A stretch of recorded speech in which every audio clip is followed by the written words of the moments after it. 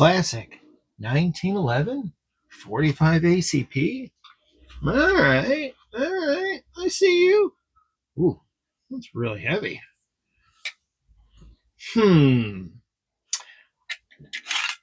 Maybe not so classic. This is a double stacked classic 1911 45 ACP. Cleared. Sort of. This is a Rock Island Armory.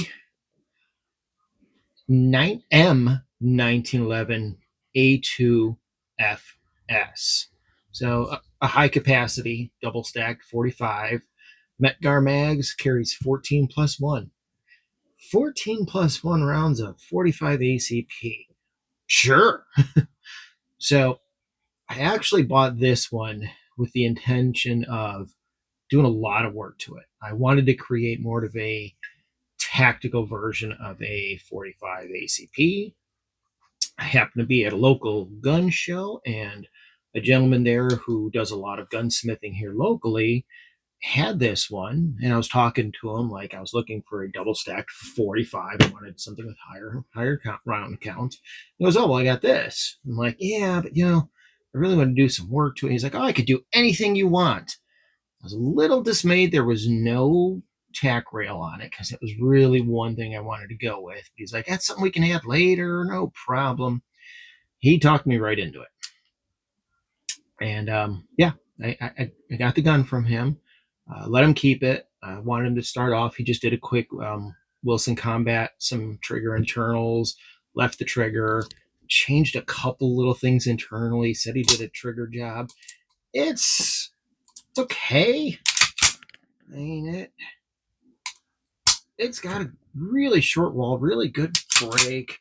I'm really not sure what we've got for a pull weight. I don't think it's that much. More than I like. Yeah, he's got it set for a 5.5 pound trigger. That is not where I wanted to go with this thing. Yeah, 4 3/4, 5 pounds, 4.5 to 5 pound trigger. Not what I was looking for. But yeah, I was new into the 1911 double stack game, and once I had bought it, gave it to him, I started doing a little more research, and came across that. That was my goal. Tack rail, red dot, at least some optics mounting platform. Yeah, that's where I wanted to start with this one. This has a nicer trigger. It's a lot nicer. Now, you've seen this one before. I have done more work to it. This is the Rock Island Armory USA. Yes, made in the USA. 1911 A2 TAC Ultra. Yeah. 45 double AC, 45 ACP double stacked. As you can see, it's double stacked. I do have a Taylor Freelance mag extension on it. So instead of 14, it's now 17 plus 1. Yes, you heard that. 18 rounds of 45 ACP. This is a beast. It is an absolute monstrosity beast, and I love it. I think the weight really helps. It shoots incredibly flat. I haven't done anything to the trigger yet, and it pulls a lot nicer than this guy that supposedly has had a trigger job done. 3 pounds. 3 pounds from the factory. Right here. There's the American flag. You can see it. Rock Island, RIAUSA. Yeah.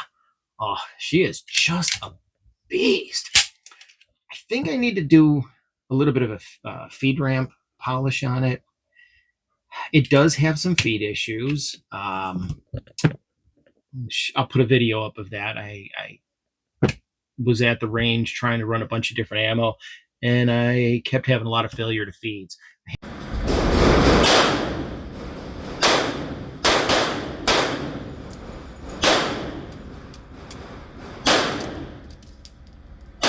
I have played with some of the springs at the recoil springs. I might have to readjust it again.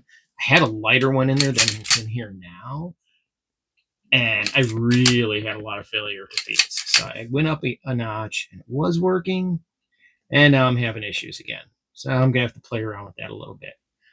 But that's on me. That was not on the gun. It was shooting great when I first got it.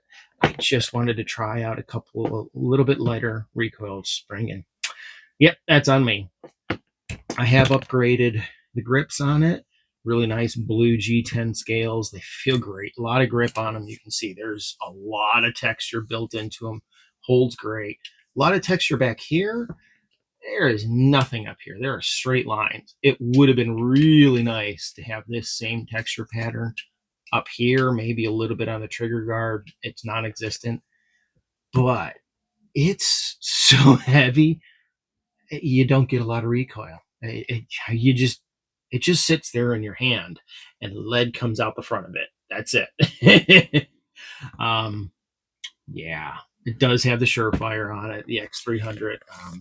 You've seen those on almost all of my guns, mostly because it does fit in a lot of the universal holsters, the leg holsters, things like that. So I can carry just about anything in my collection as long as it's got the X300 on it. I would love to carry this. I don't know of a scenario outside of end of the world we need to carry it because it's just so heavy. But yeah, it does have a Trigicon RMR on it now, the RM09, which has been really nice. The only reason that is on there is because this gun eats enclosed red dots.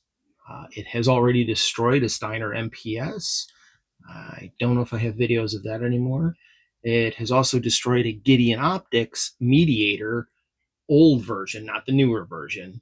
Um, the Steiner Optics, after the casing was ejected into the front glass and it destroyed it, lost zero immediately. The red dot was way off. The Gideon Optics, however, it held zero. Even after having the front glass destroyed, held zero. I could keep using it. It was amazing. I am sending them both back. They're being warranted. I've got to get them both replaced because I do miss those, especially the Steiner. I really like that optic, but I don't know, that Gideon optic. I want to get the new Mediator version, the 2.0, I guess, because it just kept running. It has a sort of protective glass on the front of the red dot optics, so even when it cracked and literally fell out because this thing is a beast, kept zero, and I kept shooting. It was amazing. So here you go. Just wanted to do some double stacked 45 ACP. 1911 fans, you probably like this one if you really like a classic 1911. Look at it like that. It just looks like a very classic, beautiful 1911 until you look at that. And you know there's something going on right there. I did polish the top of the slide and the bottom of the slide. I don't know, I was just screwing around since I had decided I had found this and I knew I wasn't going to put a ton of money into it to make it one of these since I had this now. I started screwing around, did a quick polish on the slide. Maybe I'll do the barrel next. I don't know. This is just going to be something I mess around with. Anytime I want to play with, the springs or upgrade stuff, I'm going to put it on this one first just to sort of practice and make sure I can do it right before doing it to any of my other 1911s. So there you go. Thanks for stopping by. I apologize if I rambled a little bit, but appreciate you watching. Have a great day, and maybe we'll catch you on the next one.